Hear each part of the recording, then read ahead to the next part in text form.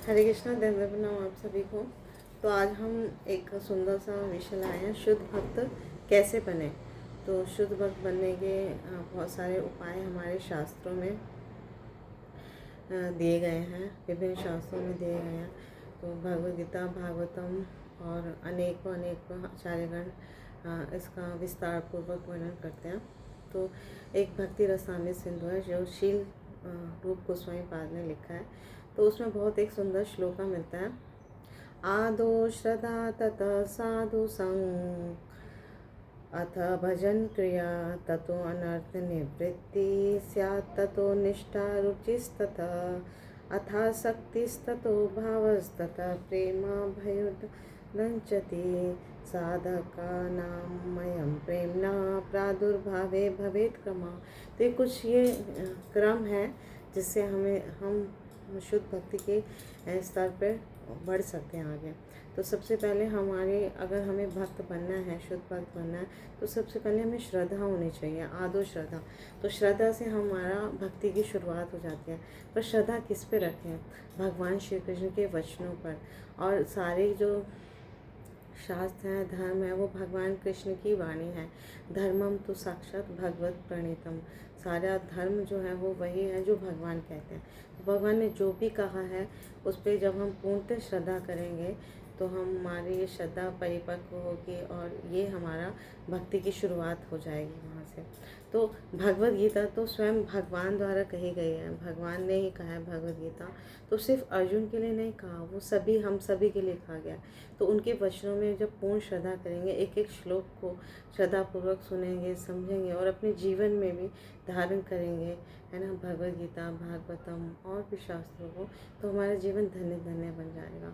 तो अभी क्योंकि हमारा इस कलयुग में जो मनुष्य जीवन है वो इतना बड़ा नहीं है, इतना लंबा जीवन नहीं है, हम सारे शास्त्रों पढ़े। तो जो हमारे आचार्यगण रिकमेंड करते हैं, तो सारे शास्त्रों का सार भगवद गीता है, ठीक है। तो शुरुआत हमें भगवद गीता से करनी चाहिए। फिर जब वो अच्छे से सीनियर वैष्णव के संग में जब हम सुनेंगे, समझेंगे और उसको धीरे धीरे अपने जीवन में भी अपनाएंगे, फिर भागवतम पढ़ना है। फिर भागवतम के बाद जब वो भी हमें थोड़ा थोड़ा समझ आएगा, क्योंकि भगवान की लीलाएं हैं उसमें भी श्रद्धा है और लीलाएं हम पढ़ेंगे, सुनेंगे। तो फिर चैतन्य चैतन्य। तो ये 3 ग्रंथ पर्याप्त है हमारा जीवन बदलने में, शुद्ध भक्त को शुद्ध भक्त बनने में। तो हम इसलिए हमें सब पे, भगवान की वाणी पे, गुरु पे, साधु पे, शास्त्र पे, है ना, पूर्ण रूप से श्रद्धा जागृत करनी होगी। तो तब हम भक्ति में कदम रखते हैं। हमारा पहला जो कदम होता है, पहला स्तर होता है, वो श्रद्धा से ही होता है। तो जब मनुष्य जो है, कोई भी व्यक्ति जब शुद्ध भक्तों की संगति करने लग जाता है ना, श्रद्धा तभी होगी ना जब भक्तों के साथ हम श्रवण करेंगे, कीर्तन करेंगे। तो जब हम शुद्ध भक्तों की संगति से ये सब साधन भक्ति को जानेंगे, समझेंगे और हमें रुचि जागृत हो जाएगी। तो उसके बाद हम एक प्रामाणिक गुरु ढूंढेंगे। प्रामाणिक गुरु जो होते हैं वो हमें सच्चा ज्ञान देते हैं। तो जब हमारे जीवन में प्रामाणिक गुरु आएंगे तो हमें कृष्णा मिलते हैं, भगवान मिलते हैं, क्योंकि वो हमें भगवान से जोड़ देते हैं। तो गुरु से हमें कृष्णा मिलते हैं। और जब तक गुरु नहीं है हमारे जीवन में, हमें रोज़ भगवान से प्रार्थना करनी है कि हमारे जीवन में एक प्रामाणिक गुरु भेजिए भगवान। तो जब भगवान हमारे सत्य प्रार्थना को स्वीकार करके हमारे लाइफ में प्रामाणिक गुरु भेजते हैं, तो प्रामाणिक गुरु हमें कनेक्ट कर देते हैं भगवान से। तो भगवान से हमें गुरु मिलते हैं और गुरु से फिर हमें भगवान मिल जाते हैं और हमारे इसी जीवन में हमें भगवान की प्राप्ति कराते हैं गुरु। तो उन प्रामाणिक गुरु से हमें दीक्षित होना है ना, साधु संघ के साथ हमें दीक्षित होना है। और जब हम दीक्षा प्राप्त कर लेते हैं तो उनके आदेश अनुसार हमें विधि विधानों का पालन करना होता है। जैसे 4 नियम हम फॉलो करते हैं इस्कॉन में। No meat eating, no gambling, no intoxication, no illicit sex, यानी कि मांसाहार नहीं, कोई भी मांसाहार नहीं करना, मीट फिश एग कुछ नहीं खाना, जुआ नहीं खेलना, अवैध नहीं करना, स्त्री के लिए पुरुष का, पुरुष के लिए स्त्री का, और नशा नहीं करना, चाय कॉफ़ी का भी निषेध। पर ये धीरे धीरे स्वतः चला जाता है जब हम भक्तों का संग करेंगे और शुद्ध भक्ति सीखेंगे। और सबसे इम्पोर्टेंट है भगवान की हरे कृष्णा महामंत्र की 16 माला का निरंतर जप करना, नित्य जप करना। पर शुरुआत में 16 माला नहीं करता भक्त, तो 2 माला, 1 माला, जैसे भी हमारा श्रद्धा का स्तर है या जैसे भी हमारा भक्ति में भी शुरुआत है, तो हम 1 माला 2 माला से शुरू कर सकते हैं। तो जब हम हरे कृष्णा कृष्णा कृष्णा हरे हरे, हरे राम राम राम हरे, इस हरे कृष्ण महामंत्र की माला करते हैं या उनका नाम लेते हैं, भगवान के पवित्र नामों का जाप करते हैं, तो हमारे अंदर श्रद्धा परिपक्व होती चली जाती है और रुचि जागृत होती है ना। तो फिर इसके बाद जब हम विधि विधानों का पालन करते हैं, 4 नियमों और हरे कृष्ण महामंत्र का निरंतर सदैव पालन करते हैं, तो हमारी सारी अवांछित व्यसन जो होते हैं ना, जो नहीं करने चाहिए, है ना, वो धीरे धीरे स्वतः समाप्त हो जाती हैं और फिर भक्ति में हम स्थिर हो जाते हैं, यानी कि हम अब भक्ति में आगे बढ़ रहे हैं। तो उसके बाद हमारी रुचि जागृत होती है भक्ति के प्रति, भक्तों के प्रति, भगवान के प्रति। और फिर हमें शुद्ध भक्तों की संगति या, है ना, भक्तों का संग इतना अच्छा लगता है कि हम सदा सदैव चाहते हैं कि हमें भक्तों का संग मिलता ही रहता है। तो वो एक लौल्यम जागृत हो जाता है, लोभ जागृत होता है कि कैसे मैं भक्तों का संग पाऊँ, कैसे मंदिर जाऊँ या भक्तों को घर में बुलाऊँ, उनके साथ चर्चा करूँ, सुनूँ, श्रवण करूँ, कीर्तन करूँ, जप करूँ। तो ये रुचि ही आगे जाके आसक्ति में परिणत हो जाती है। तो रुचि के बाद आता है आसक्ति। तो आसक्ति यानी भगवान के जो भक्त हैं उनके प्रति एक प्रगाढ़ प्रेम हमारा जागृत हो जाता है, उनसे बात करना, उनका संग करना, है ना। शास्त्रों के प्रति भी हमारी आसक्ति हो जाती है, भगवान के वचन हमें इतने अच्छे लगते हैं, बहुत अच्छे लगते हैं। तो ये गहन आसक्ति जो है वो है ना, वो फिर भाव का रूप धारण कर लेते हैं। और जब भाव यानी कि भगवान को जैसे हमारे गुरु साधु शास्त्र हमें करते हैं, आदेश देते हैं, है ना, तो हम उनकी सेवा में लग जाते हैं। और वो उनका सेवा करना यानी भगवान की साक्षात सेवा करना।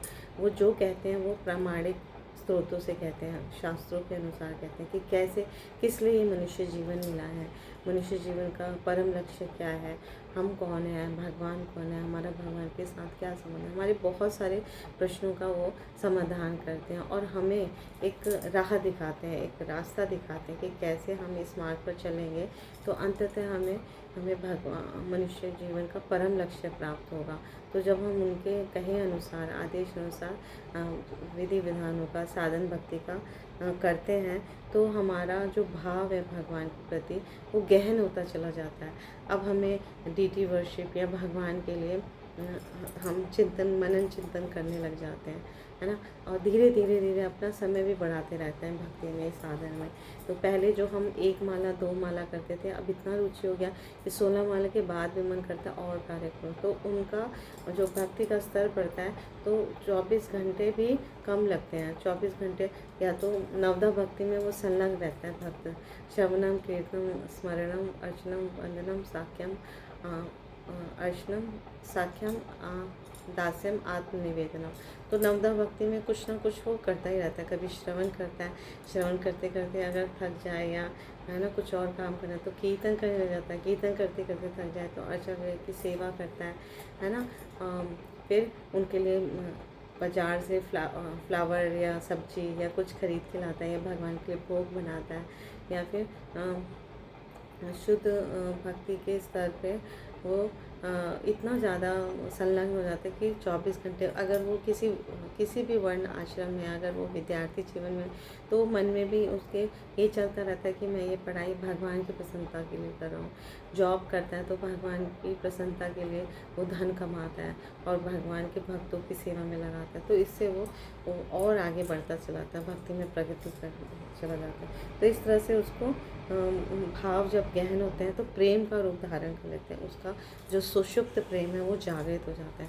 तो ये शुद्ध भक्त बन जाता है, वो पूर्णतया भक्ति में इतना प्रेम जागृत हो जाता है कि उसे अब 24 घंटे निरंतर भगवान और भगवान के भक्तों का ही स्मरण रहता है। तो कृष्ण भावना अमृत में जो रुचि रखते हैं ना, वो उनका क्रमिक विकास इस तरह से ही होता है, भगवत प्रेम इस तरह से जागृत हो जाता है।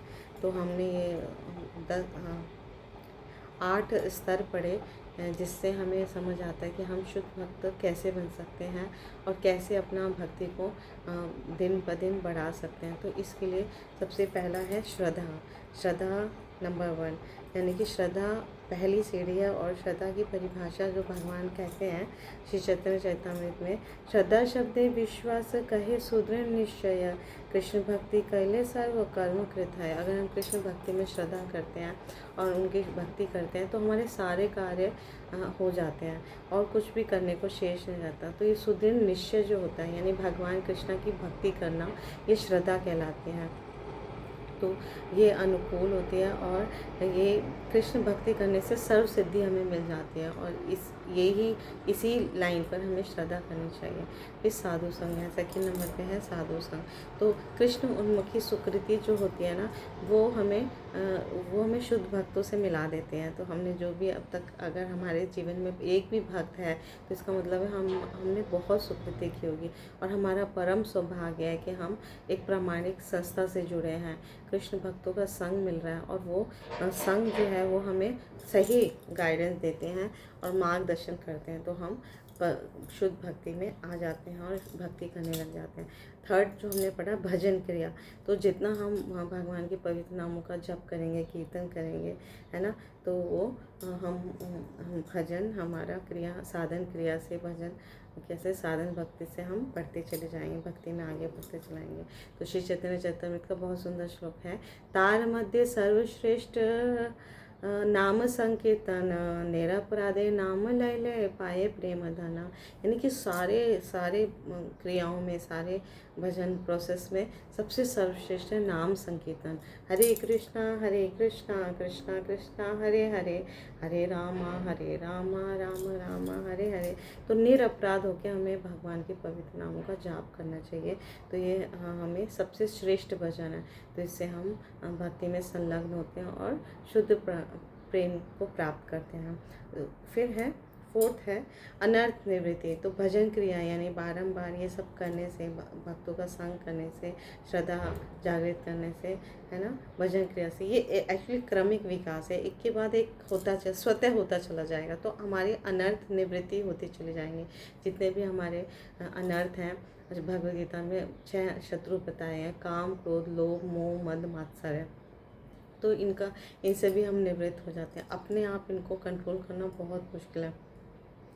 तो जब भक्ति में आ जाते हैं, शुद्ध भक्ति करने लग जाते हैं, तो हमारे अनर्थों का स्वतः नाश हो जाता है। हम थोड़ा सा भी प्रयास करने पे हम बहुत आसानी से इनसे छूट सकते हैं। तो और भी बहुत सारे अनर्थ हैं, जैसे नशा करना, चोरी, लूटपाट, झूठ, छल कपट, पूजा, मान प्रतिष्ठा की। मैं कुछ करूं तो मुझे पूजा, कोई मेरा सम्मान करे, प्रतिष्ठा करे। और भौतिक इच्छा, भौतिक संपन्नता या इंद्र तृप्ति की लालसा। तो ये सारे अनर्थों की निवृत्ति होती चली जाती है जब हम भक्त बन जाते हैं, है ना। या भक्त बनने के लिए हमें प्रयास करना चाहिए। जब हम इनसे दूर हटेंगे तो हम भक्ति में लग जाते हैं। फिर फिफ्थ है निष्ठा। तो जब हम ये सब करेंगे तो श्रद्धा हमारी तीव्रता से परिपक्व होने लग जाएगी, यानी कि भगवान की हर बात, भगवान के भक्तों की हर बात हमारी हृदय तक जाएगी और तीव्रता से हम उस पर मतलब वो अनुभूति होने लग जाएगी। तो जब उसे निष्ठा कहा जाता है, यानी कि अब हमारी श्रद्धा को जब निष्ठा में परिणत होगी तो कोई भी उसको तोड़ नहीं सकता। कोई आके हमको समझाने लग जाए कि क्या तुम भक्ति करते हो, ये छोड़ दो, है ना, भौतिक संसार या भौतिक जगत का आनंद लो, इसमें बहुत सुख है, ऐश करो, मौज करो। तो नहीं, फिर हम जब श्रद्धा और निष्ठा की स्टेज पे आ गए हैं तो हम उसकी बात नहीं मानेंगे। तो हम अपनी भक्ति में मैच्योर हो जाएंगे। तो निष्ठा आगे चल के रुचि उत्पन्न करती है, यानी हम अब स्वतः अनुराग होगा, है ना। इसलिए भजन का में यानी जब हम हरे कृष्ण महामंत्र का कीर्तन सुनेंगे या भक्तों के साथ निरंतर गान होगा, कीर्तन होगा, गान होगा, तो अब इतना रुचि होगा कि हम कीर्तन के समय नाचेंगे, गाएंगे और एक दिव्य आनंद की अनुभूति करेंगे। और ये दिव्य आनंद आप सब अनुभव करते भी होंगे अभी भी, कि भक्तों के संग एक जो आनंद की अनुभूति होती है उससे हमारी रुचि बढ़ती जाती है और उसमें कुछ भी थकान नहीं होती, चाहे वो आप 2 घंटा 4 घंटा कितना भी करो। लेकिन भौतिक जगत के जब हम कार्य करते हैं तो उसमें हम थक जाते हैं, इधर दर्द इधर दर्द। लेकिन जब आध्यात्मिक जगत का कोई भी कार्य करते हैं, या लेक्चर सुनना या कीर्तन सुनना या डांस करना या भक्तों का संग करना, तो वो रुचि के कारण हमारा वो अनुराग हो गया है, उस रुचि जागृत हो गया है, तो हमारा आध्यात्मिक अनुभूति, दिव्य अनुभूति भी होने लग जाती है। फिर आसक्ति आती है, सेवेंथ आसक्ति जो है वो अब स्वतः आसक्ति होने लग जाती है, यानी कि भजन के बिना हम रह नहीं पाते।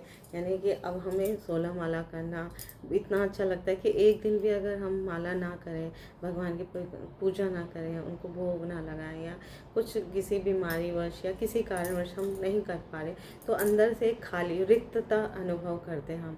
तो उसको ये स्वतः आसक्ति हो गई अब भगवान के प्रति, भगवान के भक्तों के प्रति। तो ये आसक्ति हो जाती है जब हम इसके बगैर रह नहीं पाते, भक्ति के बगैर रह नहीं पाते। फिर है भाव का बहुत इलेबोरेट वर्णन है, तो हम बस थोड़ा सा समझेंगे कि जब हृदय में प्रेम बहुत स्वतः प्रेम का भाव जागृत हो जाता है, तो वो यानी कि भगवान के दिव्य गुणों के प्रति बहुत प्रगाढ़ अनुरक्ति हो जाती है, या भगवान के निवास स्थान है या धाम या मंदिर जैसे तीर्थ स्थानों के प्रति स्नेह हो जाता है। जहाँ भी जैसे भी रहता है भक्त निरंतर चिंतन करता रहता है। इस कलयुग में मानसिक सेवा और मानसिक चिंतन का भी बहुत फल है। तो जहाँ भी जिस वेश में रहता है या जिस देश में रहता है, भक्त निरंतर भगवान के गुण रूप लीला माधुरी का ही मनन करता है, चिंतन करता है, उनकी कथाओं में रुचि लेता है। तो ये भाव के लक्षण हैं और भाव जागृत हो जाता है। तो भाव भी आगे बहुत इलेबोरेट है कि भाव के भी बहुत सारे स्तर होते हैं, रति, प्रेम, स्नेह, मान, प्रणय, राग, अनुराग, भाव, महाभाव। तो ये जो आगे के स्तर हैं वो श्रीमती राधा रानी जो भगवान श्री कृष्ण की सर्वश्रेष्ठ भक्त हैं, है ना, वो उनमें होते हैं बहुत सारे। लेकिन हमारा स्तर अगर उत्तम कोटि के जो वैष्णव होते हैं वो भाव, दिव्य प्रगाढ़ भाव के स्तर तक वो चले जाते हैं। तो हमें प्रार्थना करनी चाहिए अपने गुरु वर्ग से, अपने गुरु आचार्य से, है ना, साधु गुरु शास्त्र से, सबसे प्रार्थना करनी चाहिए कि हमें भी शुद्ध भक्ति में संलग्न कीजिए, है ना। इस मनुष्य जीवन का हम भी पूरा लाभ उठा पाए। तो अपनी बुद्धि का प्रयोग करके हमें शुद्ध भक्ति को ग्रहण करना है, सीखना है, समझना है साधु की संगति से, है ना, और अपना जीवन धन्य बनाना है। तो इस तरह से हम ये समझते हैं कि कैसे हम शुद्ध भक्त बन सकते हैं और बनना चाहिए और अपना जीवन धन्य बनाना चाहिए। Thank you so much. Guru Maharaj की जय, श्री प्रभुपाद की जय, आप सब भक्तवृंद की जय। हरे कृष्ण, प्रणाम आप सभी को।